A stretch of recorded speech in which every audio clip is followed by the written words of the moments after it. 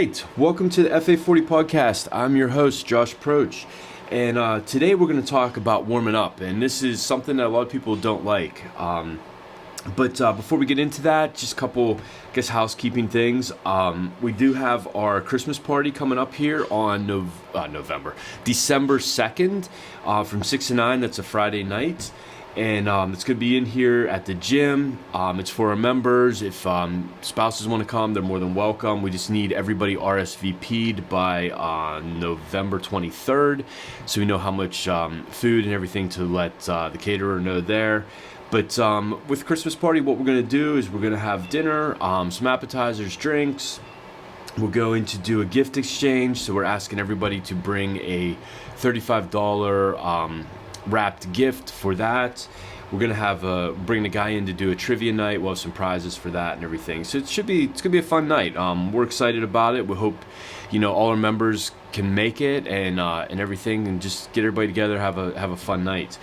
Our holiday hours coming up here. So we are going to be closed on Thanksgiving, but we will be doing a Thanksgiving morning workout that is open to everybody, members, non-members, your guests that are in town, anything like that. It's going to be at 9 a.m. We'll be doing that. And on the day after Thanksgiving, on Black Friday, we're going to be open, but we won't be opening at 5:30. We're going to be open 7 a.m. until noon. December 3rd, which is the day after our Christmas party, we are going to be closed that day. Basically, since we're doing the party here, that's where staff's going to come in Saturday morning and clean up and everything like that, just to get the gym back in. We've just found that there's some cleaning up that needs to be done after parties in the past. And it's just easier to do it the next day versus doing it late at night when you're trying to get everything cleaned up. Plus, the coaches don't like to stay, and it's kind of stressful on them because they've got to get back in here on Saturday and everything. So we're just taking that day off just to get the gym back to normal order.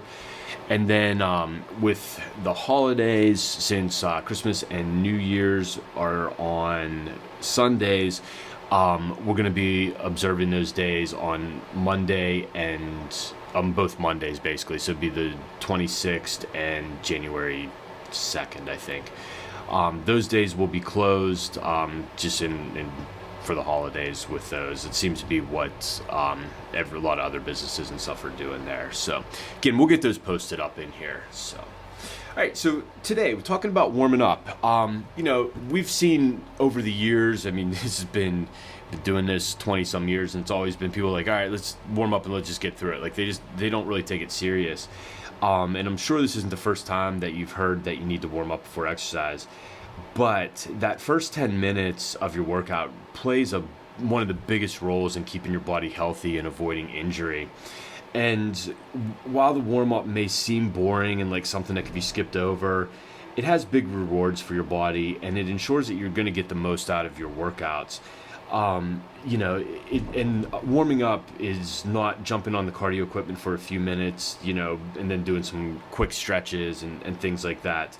That's not warming up. And really, when you're not doing a proper warm-up, like we're going to talk about here, you're really doing your body a disservice. So the first thing I want to talk about is the goal of the warm-up, and that's to prepare the body for what's about to come by increasing blood flow, increasing body temperature, loosening up and lubricating joints. We're waking up muscles so that they can perform at their best. We're improving posture, correcting movement inefficiencies, and we're stretching the muscles through a full range of motion. And what this does, it leads to a better workout, it prevents injuries, and in the workout and in everyday life, and it makes us move better. As a whole, we all sit a lot, and we've got tight chest muscles, weak upper back muscles. Our shoulders are rolled forward, our heads are kind of jutted forward.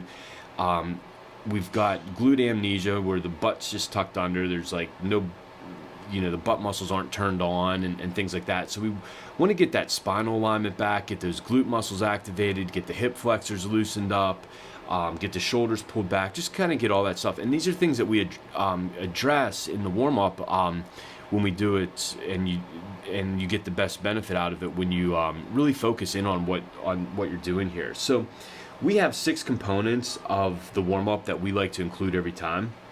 The first one's foam rolling, and this is basically taking 3 to 5 minutes and doing some soft tissue work. We're using the foam roller. There's a lot of other modalities that fall under soft tissue, but the foam roller is just quick and easy to do. And this helps loosen up tight muscles, and it will improve the quality of muscle tissue, which again is going to prevent injury. And the areas that we focus on are typically the back, our IT bands. Those are really tight for a lot of people. The quads, the hamstrings. The bottom of the feet get neglected a lot. And this is something you can take a tennis ball or a golf ball or a lacrosse ball.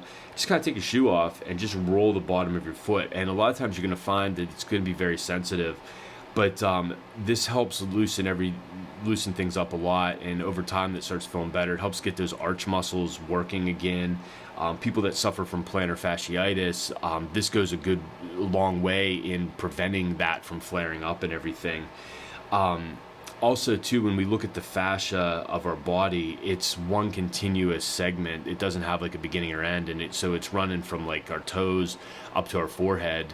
Those are the two extremes of it. So if we loosen up the fascia on the bottom of the foot at the end there, that's going to loosen the fascia up all throughout the body, which is going to allow for better movement, more flexibility, more mobility, things like that. So and when we do this foam rolling, you're going to find, if you're new to it, that it's probably going to hurt at first.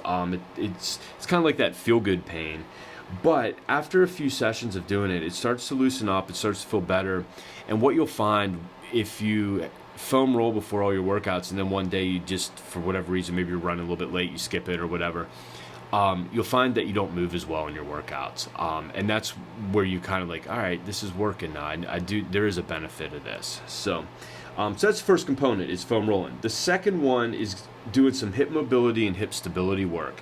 Again, we sit a lot throughout the day. This ends up leading to tight hip flexors and like a weak and flat butt. So we want to stretch out our hip flexors, and we want to wake up the butt or the glute muscles there, and then get a couple stretches and exercises just kind of that are targeting these areas.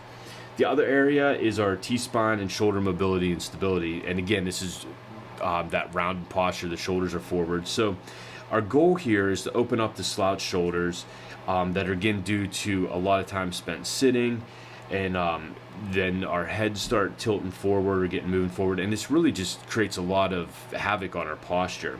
So when we address this, we open the chest up, stretch out those tight muscles, and then what we want to do is turn on the upper back muscles to pull our shoulders back. And the reason we do this, and the same is with the hips, but if we stretch one side of the body, we need to do something to activate the muscles on the opposite side of the body, or the opposite side of the joint, really. So if you stretch one side, you need to activate the other. And what that does is that helps pull back into the position that we want to be in. So if you're just always stretching but you're never doing activation, you're not going to get the flexibility improvements that you're looking for if you until you start adding in the stability work or activation work on the muscles that oppose what you're stretching. So from there, after our hips, our T-spine, we've started out with foam rolling, we're going to move into some core engagement. Again, people's cores are weak, so by turning the core on, it's going to give us a strong base of support for our movement. And then it's going to just give us, the stronger our core is, the stronger and healthier our body is. And basically, when you look at the core, it's what holds everything together. I mean, it's what segments upper body movement through the arms down into the legs. It's that place where that energy gets transferred. So we do this with a couple exercises there. And then we like to go into a couple total body movements. And these can be body weight, but they're basically full body movements, something like squatting, lunging. It could be in like a push-up movement. There's a lot of things here, but basically this gets us some full body movement. It like preps our body for what's about to come, gets the blood flowing, just gets everything loosened up there. And again, we're not loading these exercises, it's just body weight. It's nothing high intensity here. And then the final thing is our central nervous excitation segment. So this is our jump, throw, carry circuit. And what we do here is we're charging the body up, we're turning that nervous system on, getting everything kind of fired up and woken up.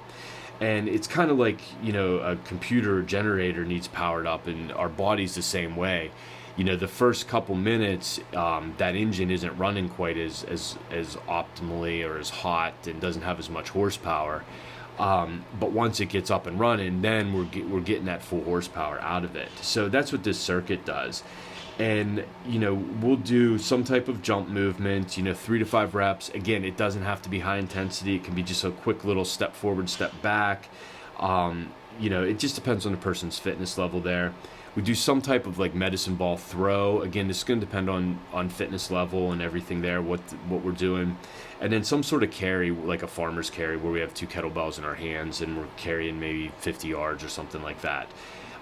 We typically do 2 rounds, and what you'll find is the first round, you kind of feel a little bit not quite as powerful and stuff, but the second round you feel that power, you feel more powerful. You notice that your jump maybe is a little bit more higher, further, whatever. You're quicker. Your med ball throw is maybe a little bit harder, things or more forceful, I should say, things like that. So with this type of warm-up, it sounds like a lot, but it really isn't. It takes 8 minutes, maybe 12 at the long end. But what it does is it's really getting your body ready for what's about to come. It's going to go a long way in your overall health and fitness, and it's probably the most important part of your workout. So when you guys are warming up, take it seriously. Try to really focus in on what you're doing, and you'll notice that everything in your workouts and your life just kind of gets better. So that's why we warm up. And if you guys, again, have any questions, reach out to us, let us know. We're always more than willing to answer them and things like that. So again, I hope you guys enjoyed this, and I will talk to you here next week. Thank you for listening to this episode. If you enjoyed it, be sure to subscribe to our podcast on Apple Podcasts and rate and review us.